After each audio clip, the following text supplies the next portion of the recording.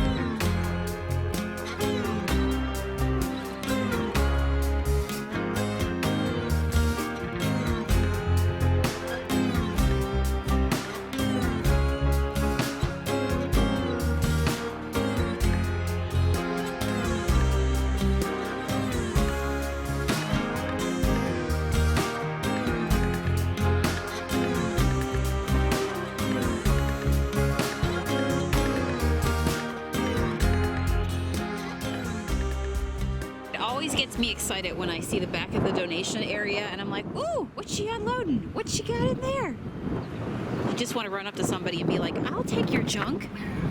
So, got one piece today in there and it's a nice piece. I'm excited about this one. Love the legs on it, solid wood. And it's going to be one of those pieces that actually will be a functionable piece because you can lift it. It's like a tray on legs. So I've seen this piece here. You might have seen this, in fact, in a vlog that I did a while back, but it was like somewhere around $25, and I didn't want to pay $25 for it. But now, as we were leaving, we found it for $14.99. So would you have picked it up for $14.99? Tell me. Say Load bye. her up. What? Say bye. Say bye. Bye. How old do you think that thing is, Matt? That's like 80s. 80s? That could even be 90s. 80s, 90s? Whatever it is, it's mine. All right, let's go back and make her beautiful. Yeah, right. Sometimes you gotta know when to just walk away. And this is where we get into the tip portion of today's video. Because if you're like me, you wanna just take it all home, right? But as a furniture painter for over 10 years, I have definitely learned to be better and be more selective, and you just can't take everything home. It doesn't work out well when you do. Trust me, I've tried. First, furniture painter's tip when you are out junkin'. don't pay too much. Just leave it. Just leave it. Your gut knows. Like when you get there and you see a price on a piece of furniture, yeah, you might love the piece of furniture, but you look at it and you're like, but look how much they want for it, right? What does your intuition tell you?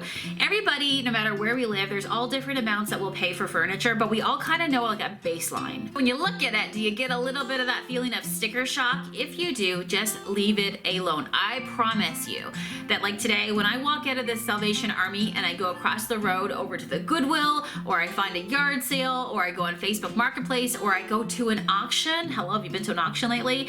You will find a much better price. I've learned not to get carried away and pay a ton of money for furniture, because at the end of the day, for me, the whole purpose of painting furniture is to be able to DIY on a budget, to be able to make my home beautiful without paying a ton of money. It feels so much better when you get a piece and you know you've got it for a good steal. And isn't that part of the sport, getting out there, finding pieces that you don't have to pay a fortune for? Remember, sometimes people price it for certain amounts and they price it through the glasses. They price it through the perception of, oh my gosh, this could be something really good to flip.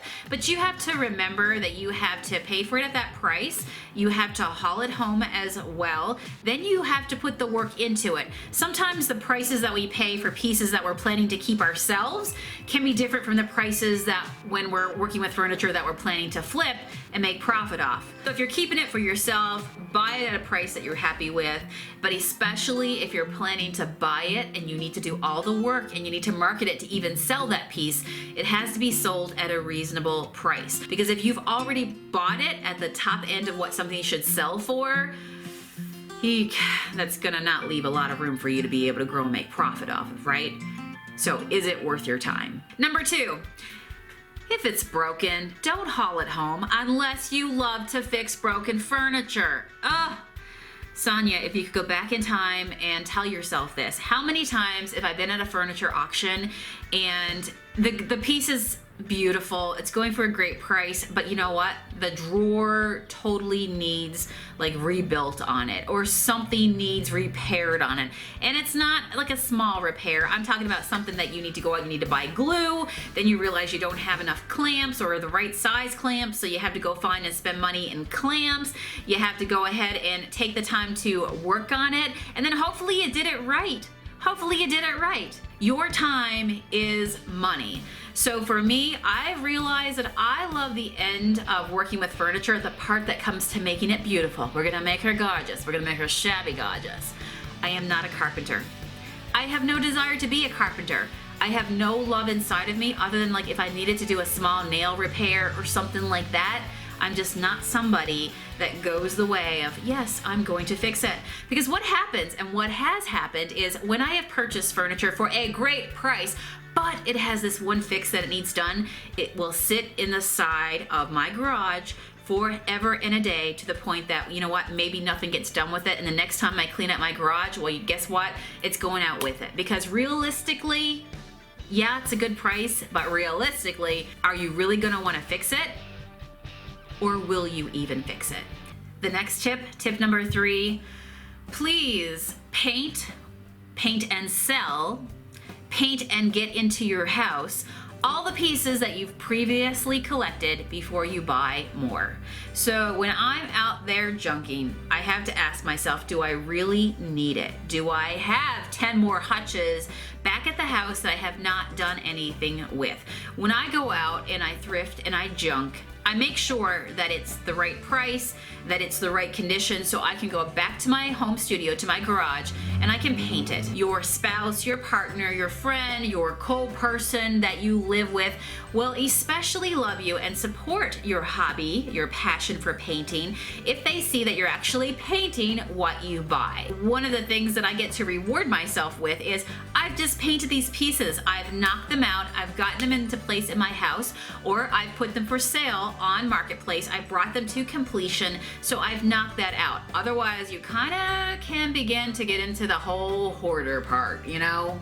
Get them done and then reward yourself with going out there and finding more junk, because eventually you will run out of space. This ain't no stamp collection. Thanks guys for subscribing to my daily vlog. I love hanging out with you guys. I hope this gives you some inspiration, some tips. Get out there, find some good stuff, One person's junk is definitely another person's treasure. I especially can't wait to paint that serving tray. How cool is that? I'm gonna put that in my living room, and that way I can, when I'm watching my YouTube, when I'm watching my Netflix, I can go ahead and lift it up by that tray part, and we're gonna make her this week sophisticated. We're gonna give her a really cool paint glam type finish. Thank you guys for subscribing to my channel. If you have not already done so, I would love it if you would give me a thumbs up and leave me a comment below. When you do that, it allows me to continue to make content on a daily basis. And I love hanging out with you guys. I'll see you tomorrow. Bye.